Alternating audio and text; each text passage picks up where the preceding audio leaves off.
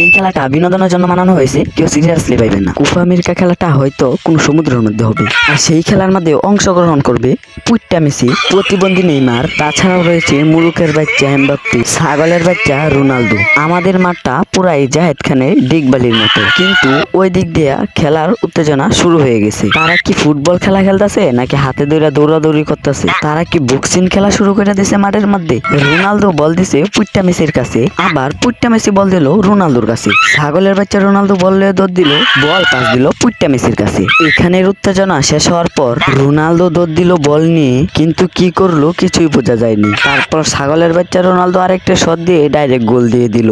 আপনাদেরকে আরেকটা কথা বলে নেই, আমাদের মাঠটার জন্য 542 কোটি টাকা খরচ করা হয়েছে। এই মাঠটা দেখার জন্য 150 জন লোক কর্মচারী রাখা হয়েছে। প্রতিবন্ধী নেইমার একটা স্বাভাবিকভাবে শট দিল। এই শটটা যদি আমরা এডিটের মাধ্যমে দেখতে চাই তাহলে ঠিক এরম দেখা যাবে।